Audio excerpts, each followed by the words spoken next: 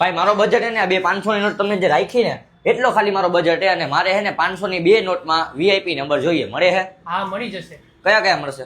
આપણે 4 એકડા જોતો છે, 4 એકડામાં નો મજા તો આવશે. 4 બગડા જોતો છે, 4 બગડા હે તોય નહીં. તો 4 પાંચડા, 4 પાતણા હે તોય નહીં.